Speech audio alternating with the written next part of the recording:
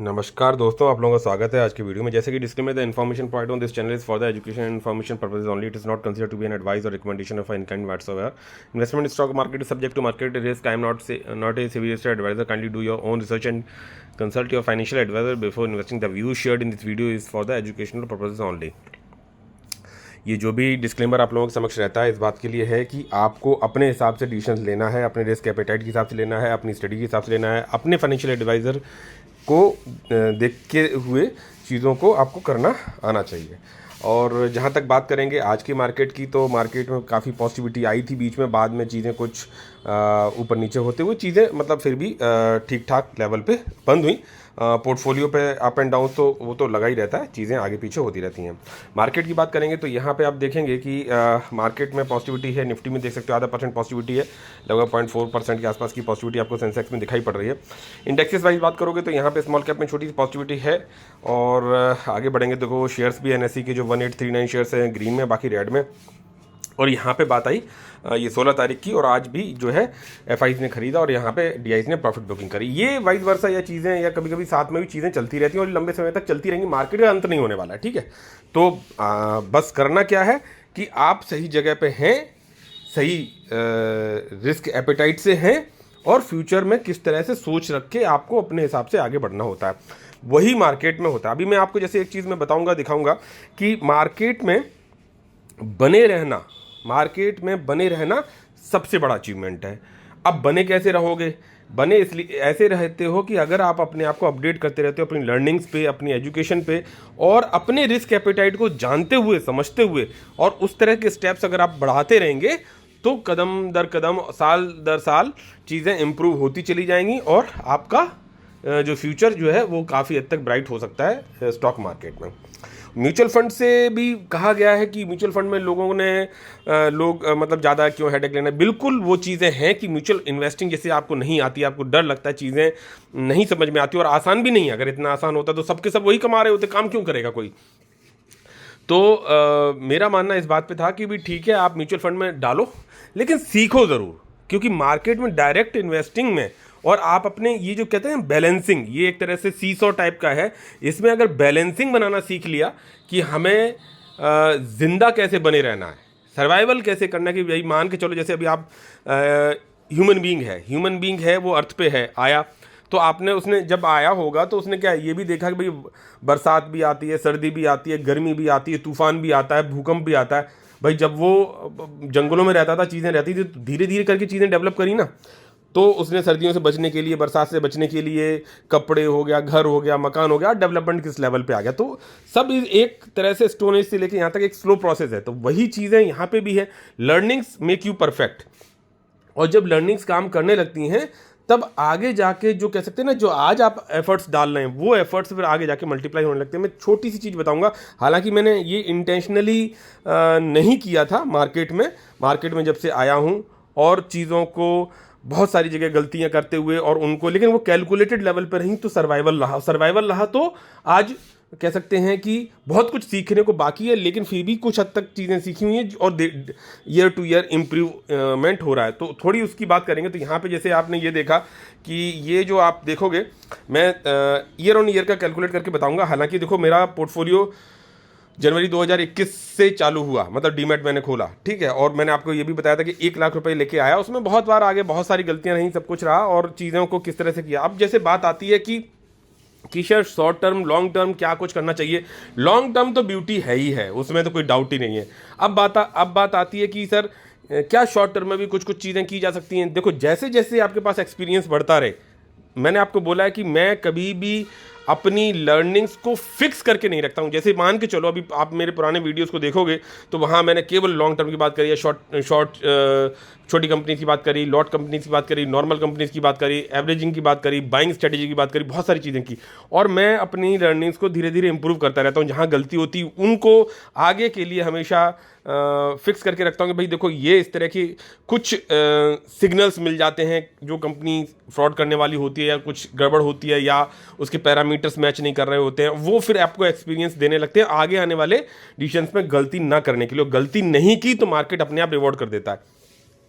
तो मैं ये बोलूँगा कि जैसे होता ना कि लोग की अरे सर प्रॉफिट बुक करना ही चाहिए, एक कहेगा कि नहीं लॉन्ग टर्म के लिए बना ही रहना चाहिए, कोई भी फिक्स रूल नहीं है। आपको अपने विवेक से, अपने एक्सपीरियंस से सब तरफ को बराबरी करके चीज़ें चलनी चाहिए। कहने का मतलब है कि आपको लॉन्ग टर्म कंपाउंडिंग के पॉइंट ऑफ व्यू से भी चीज़ों को सोचना है, एक आध दो लार्ज कैप के हिसाब से भी सोचना है, मिड कैप और स्मॉल कैप, और थोड़ा सा चीज़ों के हिसाब से बैलेंसिंग बनाना भी आपको सीखना है। पैरेलली जब आप एक कैलकुलेटेड अप्रोच के साथ की चीज़ें करते हैं तो चीज़ें काम करने लगती हैं। अब जैसे मैं ये बात करूं तो ये आपने यहाँ देखा कि जैसे मैंने ये फाइनेंशियल ईयर वाइज मैंने चीज़ों को डालने की कोशिश की, और यहाँ देख सकते हो कि ये 1 अप्रैल से चालू होती है 2020 से। तो हालांकि उस समय डीमेट नहीं खोला था, लेकिन फुल फाइनेंशियल ईयर का मैंने आपको फिर भी दिखाने की कोशिश की कि मैंने उस फाइनेंशियल ईयर में, यानी कि जनवरी 2021 में मैंने एक तरह से दिसंबर लास्ट में या दिसंबर लास्ट 2020 या जनवरी 2021 में डीमेट को ओपन किया था। और उसके बाद कुछ भी खरीदा है, कुछ भी, उन सब चीज़ों का कोई महत्व नहीं होता, मतलब नहीं होता। और 31 मार्च 2022 तक का मैंने ये डेट इसलिए डाला कि वो फाइनेंशियल ईयर आपको लगभग दिख जाए। तो उसमें आप देखेंगे अनरियलाइज गेन को तो छोड़ दो, जो मैंने प्रॉफिट बुक किया आप देख सकते हो कि 28,074 रुपए का, मतलब 28,000 मान लो, 28,740 रुपीज़ समथिंग लाइक दैट, ये मैंने प्रॉफिट बुक किया है उतने टाइम में। ठीक है, उसमें से टैक्सेस वगैरह माइनस हुएंगे तो 23,007, ये मतलब इस फाइनेंशियल ईयर में प्रॉफिट बुक हुआ। अगली बात करेंगे, जैसे इसी को मैं डेट चेंज कर दूं तो यहाँ पे मैं अप्रैल से चालू होती है तो मैं इसको 21 कर देता हूँ जस्ट। वो मैंने फुल फाइनेंशियल ईयर इसलिए लिया कि आपको मैं दिखा सकूं। पैरेलली उस समय मेरा डीमेट नहीं था, डीमेट मेरा जनवरी 2021 में आप मान के चलिए, तो वो, लेकिन मैंने पूरा फाइनेंशियल ईयर आपको शो किया। अप्रैल 2021 से, अगर हम इसको अप्रैल 2021 से 31 मार्च 2022 यही आएगी डेट। ठीक है, अप्रैल 2021, हाँ, यहाँ से नए फाइनेंशियल ईयर। तो अब इस वाले में मैंने जो भी खरीदा बेचा होगा, उस समय कोई ज्ञान नहीं था, तो उस समय जो भी खरीदा बेचा तो उसमें आप देख सकते हो कि 24,000 उस फाइनेंशियल ईयर में मैंने प्रॉफिट बुक किया। ये सब इंटेंशनली नहीं हुआ, कुछ भी खरीदा कुछ भी बेचा तो ये ऑटोमेटिकली चीज़ें रन करी। बुल रन भी था तो चीज़ें गलत चीज़ें भी सही बैठ गई होंगी। तो यहाँ पे, और ये टैक्सेस को माइनस करके ये 22,000 कुछ इस साल के इस फाइनेंशियल ईयर में प्रॉफिट बुक बन के आया। इसकी बात नहीं कर रहा हूँ मैं, जो बुक कर लिया उसकी बात कर रहा हूँ। ठीक है, तो 2021 से 22 वाले फाइनेंशियल ईयर में, अब 2022 से अगर मैं इसको कैलकुलेट करूँ 2022 अप्रैल से चालू होती है, ठीक है, और 31 मार्च 2023 हो जाएगी ना, 31 मार्च 2023। ठीक है, तो इस फाइनेंशियल ईयर 22, हाँ, 1 अप्रैल 2022 से 31 मार्च 2023, इस फाइनेंशियल ईयर में कितना प्रॉफिट बुक किया? 30,084 लगभग, मतलब 31,000 मान लो यार। ठीक है, तो उसमें से ये माइनस करके टैक्सेस वगैरह, तो ये 28,000 के करीब चीज़ें बनी। और ठीक है, तो फिर जो है 22 से 23 हो गया। अब 1 अप्रैल 2023 से अगर मैं कैलकुलेट करूं तो 1 अप्रैल 2023 से 31 मार्च 2024, ठीक है, अगर मैं डेट गलत नहीं डाल रहा हूँ तो आप लोग मतलब बता दीजिएगा वीडियो उसमें कमेंट्स में कि मैं सही डाल रहा हूँ, क्योंकि सीधा डायरेक्ट बनाता हूँ, कोई एडिटिंग नहीं है, तो भाई ऐसे ही हो जाता है फिर। तो इस फाइनेंशियल ईयर में 1 अप्रैल 2023 से 31 मार्च 2024 में, इस फाइनेंशियल ईयर में 1,30,000 का मैंने प्रॉफिट बुक किया, ये माइनस करके ये बचा। ठीक है, फिर आगे जाएंगे 1 अप्रैल 2024 से 1 अप्रैल 2024, ठीक है, तो 1 अप्रैल 2024 से 31 मार्च 2025 यही होगा। ठीक है, तो 31 मार्च 2025 इसमें आप आएंगे तो आप देखेंगे 4.76 लाख का प्रॉफिट बुक किया, ये माइनस करके ये आया। तो आपने एक चीज़ नोटिस करी होगी कि जबकि मैं लॉन्ग टर्म इन्वेस्टिंग की बात करता हूं, और ऐसा नहीं है कि मैंने ये जो प्रॉफिट है कुछ प्रॉफिट वाली कंपनी बुक की होगी, कुछ लॉस वाली कंपनी की होगी, कुछ फ्रॉड वाली कंपनी में लॉस बुक किया होगा, या फिर कहीं पे प्रॉफिट बुक कर लिया होगा। जो भी कुछ किया उल्टा सीधा जो भी है, बहुत सारे शेयर्स थे, बहुत सारी कंपनी थी, पोर्टफोलियो मैनेज्ड नहीं था, पोर्टफोलियो को जबरदस्ती मतलब ठीक करने की कोशिश कर रहा था, सब कुछ करा, और ये चीज़ें मतलब हुई कि साल दर साल और चीज़ें थोड़ी थोड़ी बढ़ती गई, पहले इतने का, फिर इतने का, फिर इतने का। अच्छा, साइज भी पोर्टफोलियो का उसी अकॉर्डिंग था, धीरे धीरे साइज बढ़ता जा रहा। और देख सकते हो कि आप प्रॉफिट ना चाहते हुए, मतलब ना चाहता कौन नहीं है, लेकिन क्या है कि जो चीज़ मैं कहता हूं कि शॉर्ट टर्म में मत सोचिए, लंबे के लिए सोचिए, अच्छी कंपनी के लिए सोचिए, कंपाउंडिंग के लिए सोचिए, वो अपनी जगह पे है चीज़ें। और आपने देखा होगा मेरे पोर्टफोलियो में ऐसी बहुत सारी कंपनीज अवेलेबल हैं जो कि मेरी स्टार्टिंग से अवेलेबल हैं। लेकिन अब जैसे आपने देखा कि ये जो मैंने रियलाइज गेन का आपको दिखाया, हर फाइनेंशियल ईयर में कुछ कुछ कुछ कुछ करके और यहाँ तक बढ़ा है। अब चालू हो गई है नई फाइनेंशियल ईयर 1 अप्रैल 2025 से, और 31 मार्च 2026 तक रहेगी। तो अब इस फाइनेंशियल ईयर में चीज़ें कहाँ पे बैठेंगी, क्या मैं कुछ रियलाइज प्रॉफिट बुक करने वाला हूँ, पोर्टफोलियो काफ़ी हद तक पहले से काफ़ी हद तक चीज़ें सही हो चुकी हैं और कंपनी प्रिसाइज भी हो गई हैं, पहले तो बहुत सारी कंपनीज होती थी, तो क्या करने वाला हूँ। ठीक है, तो मैं जहाँ तक सोचता हूँ कि लंबे समय के लिए कंपाउंडिंग का तो क्राइटेरिया है ही है और सब कुछ है, लेकिन उसके बावजूद भी अब हालांकि टैक्सेस मैंने पे नहीं किया यहाँ पे, जो है long term capital gain tax, short term capital gain tax बनेगा। और जब ये आप प्रॉफिट्स जैसे अब ये 4,76,000 पे पहुँच गया, अगले साल मान के चलो इसी रेशियो के हिसाब से मैं करता हूँ, तो that can rise up to 5, 6, 7 whatever it is, जैसा भी मार्केट बिहेव करे या जैसी भी मेरी कंपनियाँ बिहेव करें, क्या मैं बुक करूंगा या नहीं करूंगा, ये कोई पहले से सोची समझी रणनीति या मतलब तरीका नहीं होता है, ये एज पर द सिचुएशन होता है। जैसे आज की बात करूं कि मार्केट में टाइम में एक्टिव नहीं रहता हूं, तो सेल्कोर गैजेट्स में केवल एक इन्फॉर्मेशन आई, उस इन्फॉर्मेशन की वजह से वो कंपनी लॉट वाली है, उसमें मेरा 2 लॉट है, प्रॉफिट में भी था, काफ़ी अच्छे प्रॉफिट में, मतलब अभी जो क्लोजिंग दिया उसमें तो मैं फ्लैट में हो गया, और कल हो सकता है फिर मतलब अब चीज़ें किस तरफ को बैठेंगी कुछ पता नहीं। लेकिन उसमें केवल जिस न्यूज़ की वजह से वो चीज़ें गिरी, रीज़न क्या था, रीज़न ये था कि भाई जो उनकी मीटिंग होने वाली थी रिजल्ट से पहले, वो मीटिंग पोस्टपोन हो गई।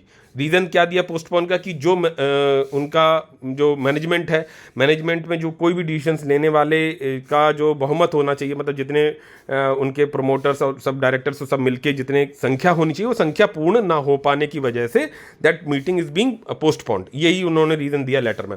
तो वो न्यूज़ की वजह से मार्केट में, और छोटी कंपनी चीज़ें दैट वॉलेटाइल और रिस्की लेवल, तो वो सर्किट भी नीचे गई, और लोगों ने जिनके प्रॉफिट्स बने हुए थे उन्होंने बुक भी किया, और सब चीज़ें हैं, किसी ने खरीदा भी है, सब चीज़ें ये रही हैं।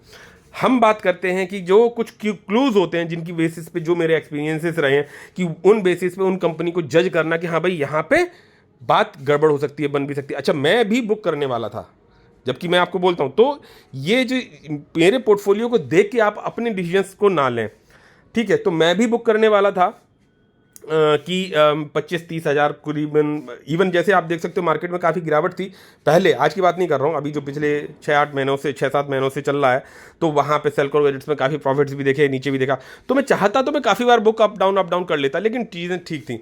आज का रीज़न जो गिरने का मुझे समझ में नहीं आया, क्योंकि भाई उस समय एक्टिव नहीं रहते हैं, बाद में चीज़ें आप लोगों के माध्यम से चीज़ें पता चली, सब कुछ है, तो ये हुआ।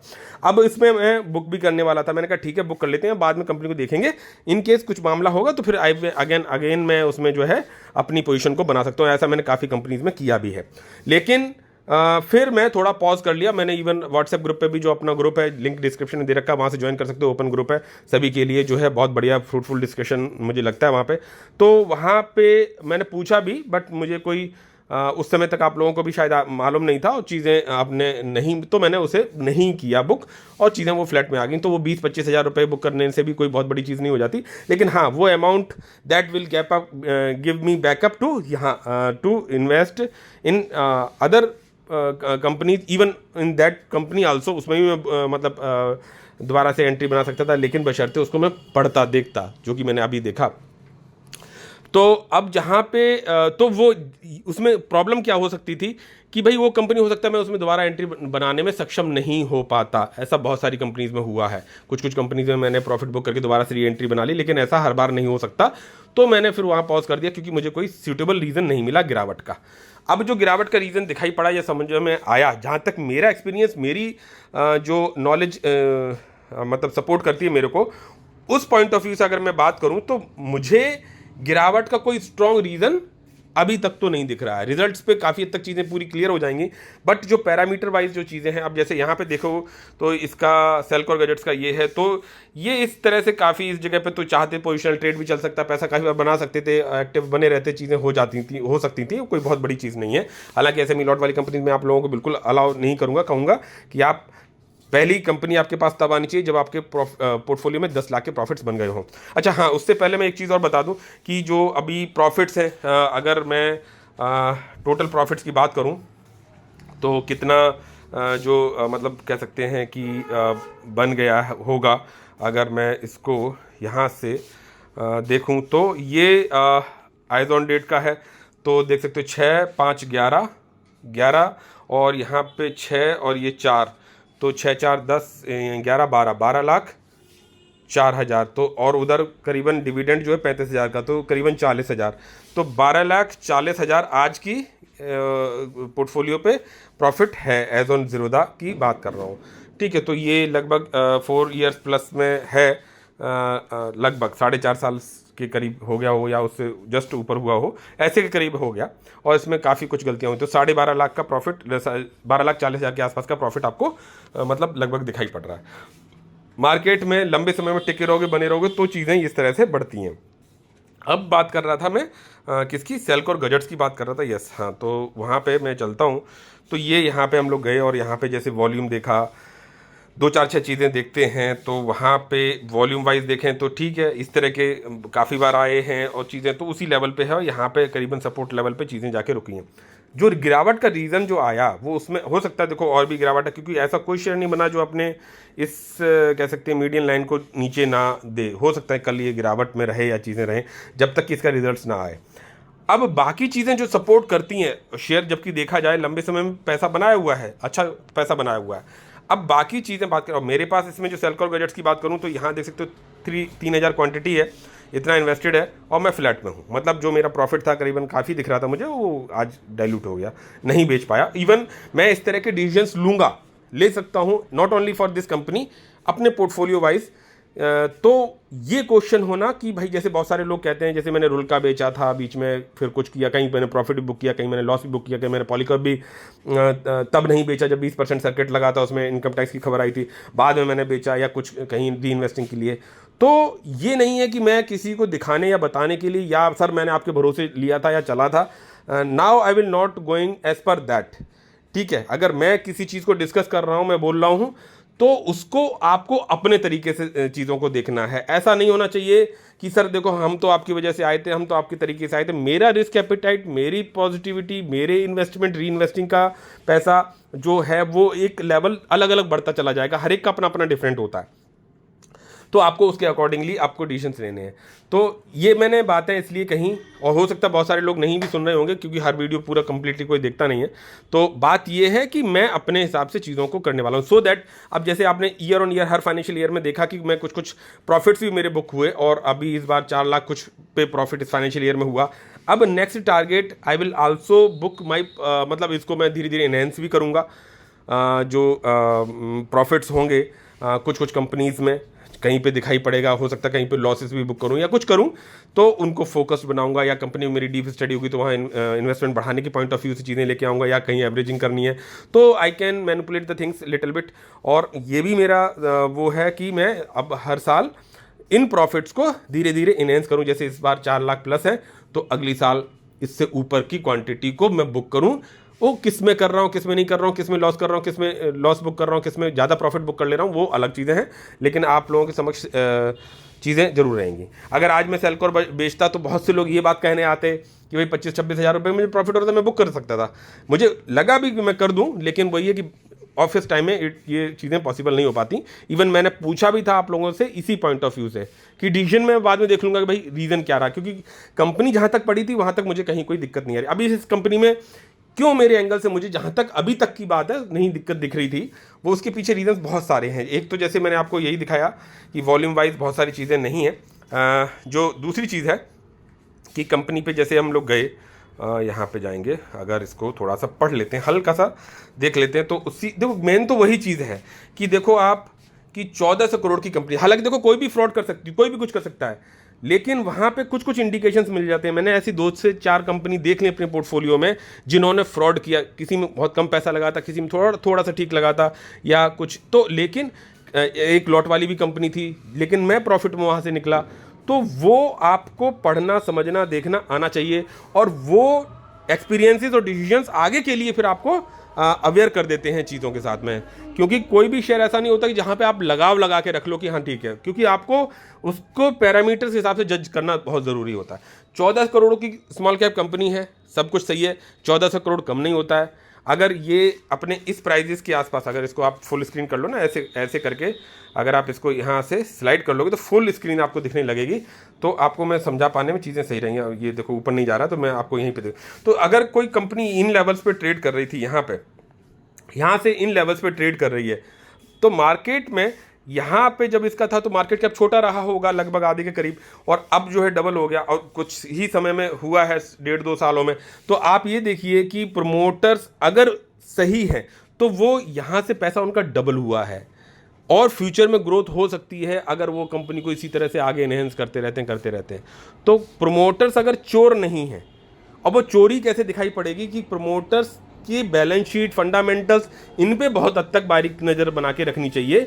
कि अब जैसे ये पोस्टपोन की मीटिंग, तो दिस इज मतलब एक हल्का सा, बहुत हल्का 1% आपको एक क्वेश्चन नज़र बना, अरे क्या किया तुमने भाई, तो ये मार्केट के लिए पॉजिटिव नहीं होता कि अगर अपने रिजल्ट्स को पोस्टपोन कर देना या मीटिंग्स को पोस्टपोन कर देना या कुछ इस तरह से। लेकिन ये इतनी बड़ी भी चीज़ नहीं होती है कि हाँ यहाँ पे आप जो है कंपनी को एकदम से निकाल दो, कि लेकिन नज़र शार्प बनाने की वजह मिल जाती है, तो उस तरह से भी आपको समझ में आना चाहिए।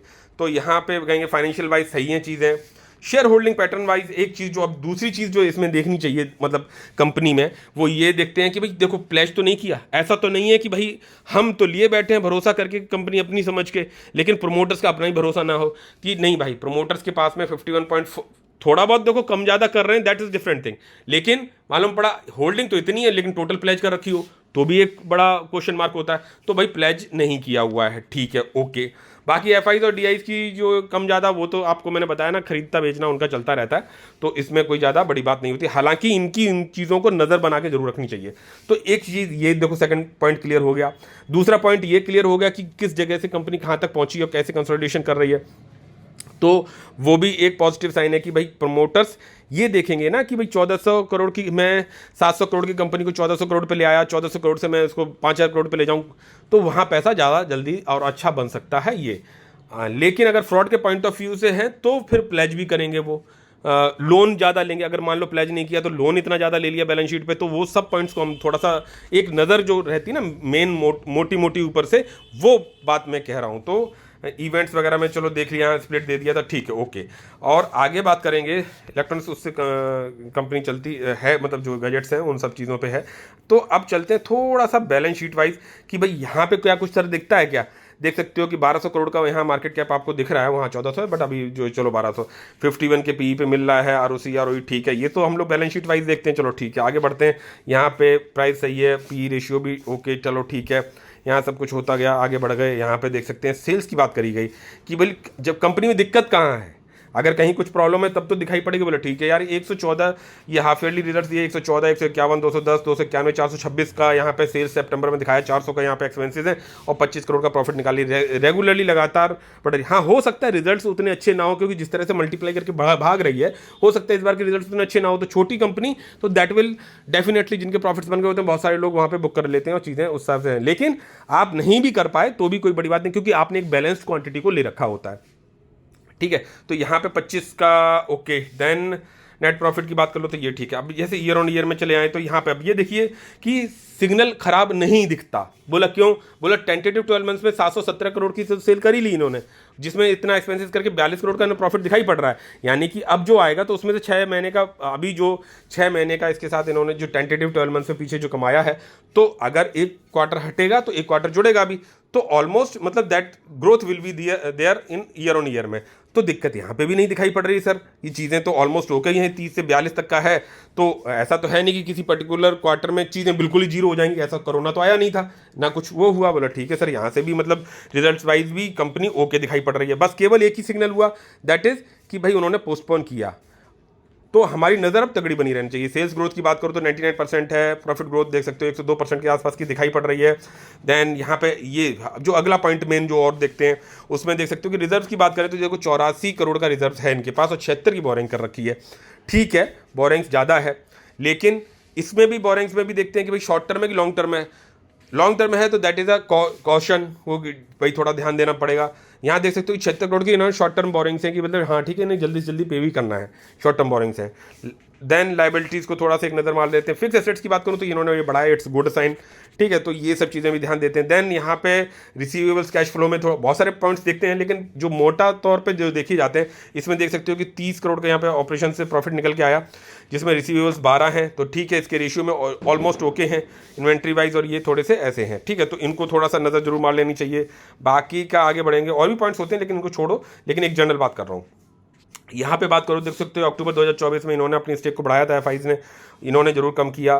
ठीक है, तो कंपनी वाइज यहाँ तक चीज़ें ऑलमोस्ट मतलब ठीक ही ठीक दिख रही है, मतलब कि हाँ ठीक है कि अगर इन्होंने पोस्टपोन किया due to that volatility comes, it's okay.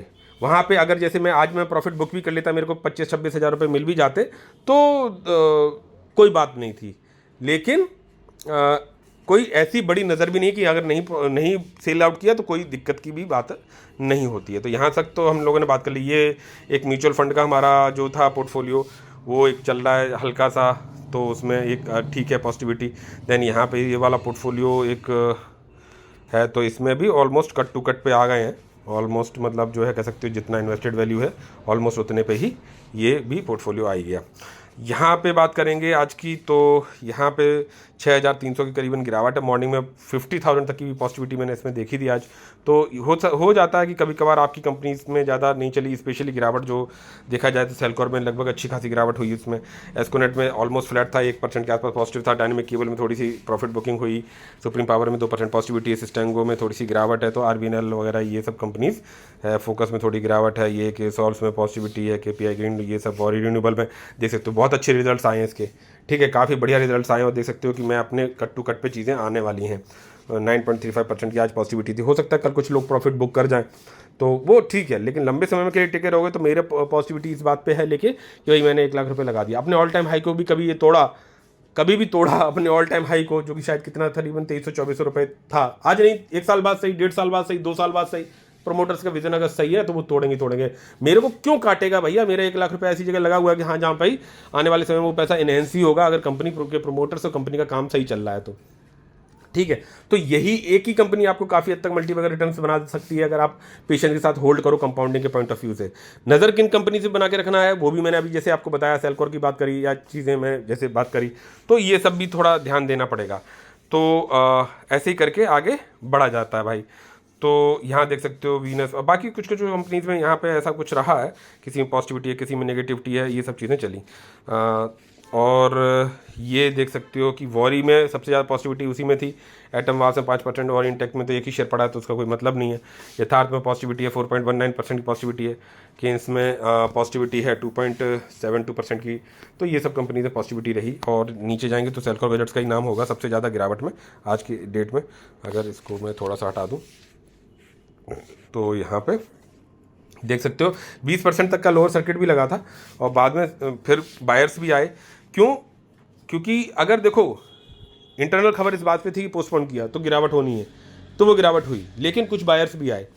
और जो बायर्स आए, ऐसा नहीं होता कि 4% की पॉजिटिविटी आ गई लास्ट मोमेंट पे तो वो कि केवल इस वजह से आई होगी कि भाई वहाँ पे अनजान लोगों को है, नहीं, वो लंबे समय के लिए किसी का प्रॉफिट बन गया होता है, उन्हें पता है गिरावट आने वाली है, भाई थोड़ा सा कॉम्प्लिकेशंस आए हैं तो उस जगह पर लोग अपना प्रॉफिट को बुक कर लेते हैं। जैसे मैं भी आज करने की सोच रहा था, लेकिन फिर मैंने कहा छोड़ो यार, 2 लॉट है, लेट इट बी, मुझे एग्जैक्टली रीज़न नहीं पता चल पाया तो कोई बात नहीं। तो ये चीज़ें हैं। अब यहाँ पे बात करूँ तो ये बात हो गई।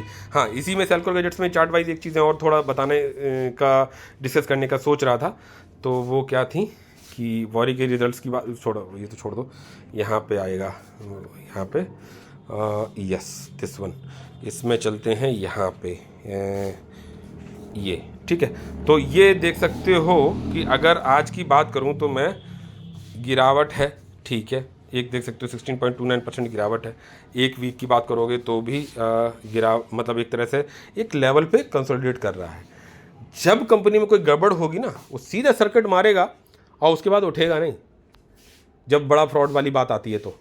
और अब ये हो सकता है, देखो प्रॉफिट बुकिंग हो जाए, अब अगली मीटिंग इनकी कब होगी क्या हो, तब तक मालूम पड़ा इन लेवल्स पे आ जाए या इन लेवल्स पे आ जाए। छोटी कंपनी है, दैट वॉलेटिलिटी कैन कम, ठीक है। तो उससे वो सब चीज़ें आपको झेलना और समझना आना चाहिए। तो इसलिए, और ऐसा नहीं है कि कोई भी शेयर लगातार, कि ऐसा नहीं होता कि ऊपर ही जाएगा ऊपर ही जाएगा ऊपर ही जाएगा ऊपर ही जाएगा, भाई उसको नीचे भी आना पड़ेगा कभी कभार, ठीक है। तो दैट फेज में आल्सो कम, इसीलिए डिपेंडेंसी किसी एक पर्टिकुलर कंपनी पर नहीं बना के रखते हैं। और रह गई बात इसकी कि प्रॉफिट बुकिंग, तो दैट कैन बी डन, वो कर भी लेनी चाहिए, कभी कोई बुराई नहीं है उसमें। क्योंकि अब जैसे मैं ही अपने पोर्टफोलियो बात करूं कि नंबर ऑफ कंपनीज काफ़ी है मेरे पास, लंबे समय के लिए कंपाउंडिंग के पॉइंट ऑफ व्यू से भी पोर्टफोलियो में बहुत सारी चीज़ें बनी हुई हैं। लेकिन ऐसी स्थितियों में भी आप, अगर आपकी ठीक ठाक प्रॉफिट्स हैं, तो दैट कैन बी ग्रास्प्ड, वो लिए जा सकते हैं। और री इन्वेस्टिंग के लिए भी अगर नज़र बना के रखनी चाहिए, बोले ठीक है, जैसा आपने देखा होगा मेरी ऐसी बहुत सारी कंपनीज हैं जहाँ मैंने प्रॉफिट बुक किया, री इन्वेस्टिंग किया। अगर जैसे मैं अभी जो मेरे पास है उनमें ही अगर मैं बात कर लूँ, तो आपको मैं बोलूँ कि कौन सी कंपनीज हैं, जैसे डायनेमिक केबल, इसमें मैंने एक बार प्रॉफिट बुक किया, दोबारा से री इन्वेस्टिंग हुई। देन आइसमेक में मैंने एक बार प्रॉफिट बुक किया, दोबारा से री इन्वेस्टिंग करी। देन और आगे बढ़ें तो VBL में मैंने, सॉरी VBL कह रहा हूँ, वीनस पाइप में मैंने एक बार प्रॉफिट बुक किया था, दोबारा से री इन्वेस्टिंग करी। देन यहाँ पे जाएंगे, और ऐसी बहुत सारी कंपनी जिनमें मैंने प्रॉफिट बुक कर लिया, लेकिन दोबारा से इन्वेस्टिंग करने का उसमें मौका नहीं लग पाया। ऐसा भी बहुत सारी कंपनीज में हुआ, ठीक है। और ज़्यादातर तो वो कंपनीज हैं ही नहीं, आई नहीं पाई। हाँ, मनोरमा मैंने एक बार प्रॉफिट बुक करके दोबारा से री इन्वेस्टिंग हुआ। जरूरी भी नहीं है कि उतनी क्वांटिटी हो पाए आपके पास, तो ये सब भी एक थोड़ा रिस्क रहता है कि अच्छी कंपनी में आप आउट भी हो सकते हो, मतलब दोबारा से मालूम पड़ा आपको इन्वेस्टिंग का मौका ही नहीं दिया या आपकी नज़र नहीं बन पाई। RVNL में मैंने एक बार प्रॉफिट बुक करके दोबारा से री इन्वेस्टिंग करी, एक बार पूरा प्रॉफिट बुक किया था। तो देन मैक पावर में मैंने एक बार प्रॉफिट बुक करके दोबारा से री इन्वेस्टिंग करा। देन और बढ़ते जाएँ तो देन ये सब तो normal Kaynes technology, yes, Kaynes technology में मैंने एक बार प्रॉफिट बुक करके दोबारा से री इन्वेस्टिंग किया, ठीक है। देन और नहीं है बाकी जो कंपनीज जिनमें मैंने प्रॉफिट बुक किया, अच्छी कंपनीज होने के बावजूद भी उनमें री इन्वेस्टिंग करने का मौका नहीं लग पाया, या नज़र ही नहीं बनी, या दोबारा से मतलब अपने पोर्टफोलियो की इतनी कंपनीज में ही अपना मैं उलझा रहा या री इन्वेस्टिंग करता रहा, चलता रहा। तो ये सब भी देखना पड़ जाता है। लेकिन हाँ, साथ में पैरेलली ये भी है कि हाँ, कुछ ना कुछ हर साल दर साल प्रॉफिट्स को बुक भी कर लेना चाहिए, क्वांटिटी वाइज या चीज़ों के वाइज, जब आपको लगे। जैसे अभी आपने हर फाइनेंशियल ईयर के हिसाब से मेरा देखा, तो इस फाइनेंशियल ईयर में चीज़ें कैसे धीरे धीरे करके ग्रोथ करें, 4.7। अब इस साल उसी रेशियो से अगर चीज़ें बढ़ती हैं, तो सोचिए कि क्या मैं कुछ प्रॉफिट बुक करने वाला हूं या मैं नहीं करने वाला हूं, या 4.7 क्या कितने लाख का था प्रॉफिट बुक किया था इस साल, तो उसको बढ़ा के और ज़्यादा उसी रेशियो के हिसाब से करने वाला हूं, ये मुझे खुद को नहीं पता है, ठीक है। I will take decisions as per my portfolio and risk appetite. तो आपको किसी को ब्लाइंडली फॉलो नहीं करना होता है, आपको अपने रिस्क एपेटाइट से चीज़ों को सीखने के हिसाब से करना चाहिए। लिंक डिस्क्रिप्शन में दे रखा है, आप जो है व्हाट्सएप ग्रुप में ज्वाइन कर सकते हो। काफ़ी लोग वहाँ से निकलते भी हैं बिकॉज नोटिफिकेशन बेल ऑफ नहीं करते। नोटिफिकेशन बेल ऑफ करिए, जरूरी नहीं है क्लियर चैट करिए, बने रहना, that is the main reason. वो होना चाहिए मार्केट में, अगर कुछ करना है तो you have to be there. आपको कुछ उल्टी सीधी चीज़ें भी मतलब डिस्कशन देखने को मिलेंगे, सब कुछ उसी में से, उसी भूस में से कह सकते हैं, उस भूसे में से आपको जो है वो सुई ढूंढ के निकालनी है, तभी आपका जो है कपड़ा सिला जाएगा, चीज़ें बनेंगी, ठीक है। विद दीज वर्ड्स मुझे लगता है काफ़ी कुछ कवर कर दिया। प्लीज़ लाइक सब्सक्राइब शेयर ज़रूर करिएगा, फैमिली एंड फ्रेंड्स में ज़रूर थोड़ा सा फैलाइए चैनल को, तो that will give more boost up to me and I can able to deliver the positive vibes to you about the market. With these words, Jai Hind, Jai Bharat, bye bye.